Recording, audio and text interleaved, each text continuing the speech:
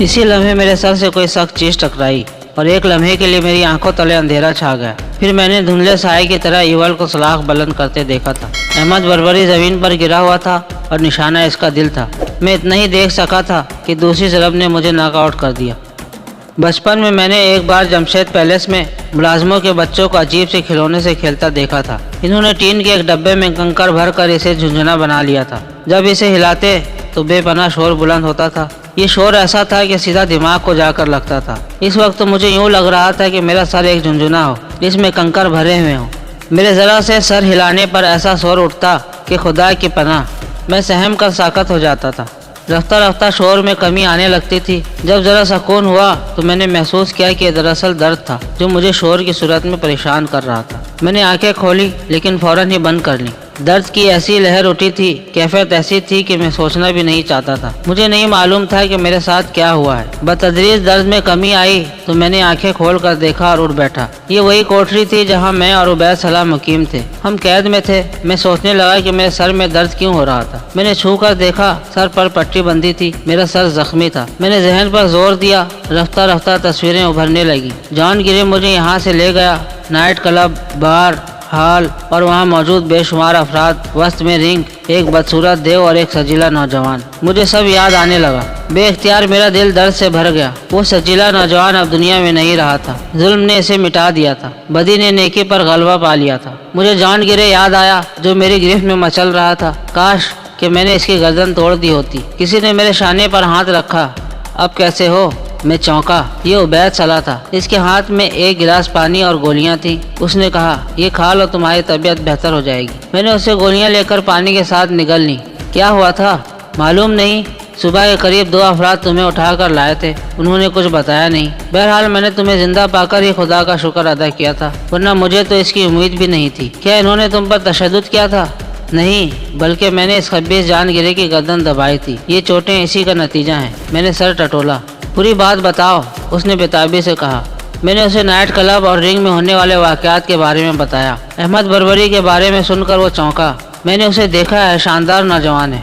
था कहो मेरे दोस्त, मैंने अफसोस से कहा। अब वो इस दुनिया में नहीं है। बेहोश होने से पहले मैंने इवल को इसके सीने में सलाख घोंपते देखा था। मुझे यकीन नहीं कि वो ऐसी बेबसी की मौत मारा जाएगा, उबैद सलाह ने कहा।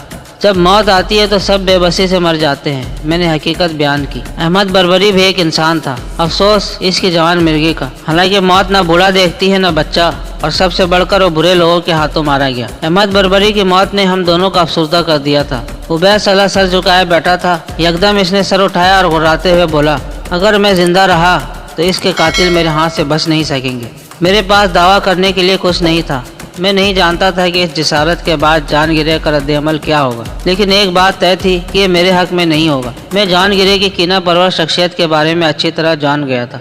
सुबह के नाश्ते में हमारे लिए दलिया और मछली आई थी। लगता था कि मुकामी लोग ज़्यादातर मछली पर गुजारा करते थे। इसका मतलब था कि यहाँ बाकायदगी से माहीगीरी भी होती होगी। इस सूरत में इतने सारे लोगों की खुराक की ज़रूरत पूरी हो सकती थी। ऊपरी तबके के लोगों की खुराक भी यकीनन अच्छी होगी और दुनिया की नेमतों से लुत्फ़अंदोज़ होते होंगे। उबैद सलाह ने मुझे 10 कस गोलियों की एक शीशी दी थी, जो मुझे लाने वालों ने उबैद सलाह को इस हिदायत के साथ दी थी कि इसमें से 4 गोलियां हर 6 घंटे बाद खिलानी है। दिन की रोशनी पूरी तरह फैल चुकी थी। वाहिद रोशनदान से यह अंदाज़ा लगाना दुश्वार था कि दिन कितना चढ़ चुका है। मैंने अपना जायजा लिया। 3 दिन से पहनी वर्दी मैली हो चुकी थी और पुष्ट की जानिब इस पर खून के धब्बे भी आ गए थे। जिस्म मैल ज़दा हो रहा था। बेतहाशा पसीना आने से हालत और भी खराब लग रही थी। शेव बढ़ आई थी और सर पर पट्टी बंधी थी। गश के में अच्छा खासा तबाह हाल लग रहा था। अलबत्ता 10 कस गोलियों ने दर्द में खासी कमी कर दी थी। अब इसकी मौजूदगी मुझे परेशान नहीं कर रही थी। अचानक मुझे अपने पिस्तौल का ख्याल आया। मैंने झपट कर बिस्तर का किनारा उठाया। पिस्तौल वहाँ से गायब था। उबैद सलाह ने मुस्कुराते हुए रोशनदान की तरफ इशारा किया और आहिस्ता से बोला, मैंने एहतियातन वहाँ रख दिया था। मैंने बिस्तर पर चढ़कर रोशनदान की दीवार पर रखा, पिस्तौल उठाया और इसे फौरन अपने मोजे में अड़स लिया। अच्छी बात यह थी कि हमारे सामने वाली कोठरी खाली थी और पहरेदार भी 20 घंटे के बाद राउंड लगाता था। दूसरी अच्छी बात यह थी कि अब तक मेरी तलाशी नहीं ली गई थी। तमाम अशिया मेरी जेब में थी। अलबत्ता रात किसी ने मेरी कलाई से घड़ी उतार ली थी और उबैद सलाह के पास घड़ी नहीं थी, लिहाजा हमें वक्त का अंदाज़ा नहीं था। अब तक मैंने खुद को तकदीर के सहारे पर छोड़ रखा था। मैं देखूं और इंतज़ार करूं कि पॉलिसी पर कारबंद था, लेकिन अहमद बरबरी की मौत ने मुझे झंझोड़ कर रख दिया था। खुद मुझे अपनी आफियत खतरे में नजर आती थी। میں نے فیصلہ کیا کہ اگر کوئی ایسا وقت آیا تو میں مرنے والوں میں اکیلا نہیں ہوں گا، بلکہ میرے ساتھ 2-3 اور بھی جائیں گے۔ دوپہر کے وقت دوسری مرتبہ درد کش گولیاں کھا کر میری حالت تقریباً درست ہو گئی تھی۔ سر میں درد نہ ہونے کے برابر رہ گیا تھا۔ کھٹکا ہوا تو میں سمجھا کہ شاید کھانے والا آیا ہے، لیکن دروازے پر نظر پڑتے ہی میں اچھل پڑا تھا۔ وہاں جان گرے کھڑا مسکرا رہا تھا۔ بقیہ کہانی اگلے حصے میں ملاحظہ فرمائیں۔ اس ویڈیو کو لائک کریں، چینل کو سبسکرائب کریں اور ساتھ ساتھ گھنٹی کا بٹن بھی دبا دیں۔ آپ کے تعاون کا شکریہ۔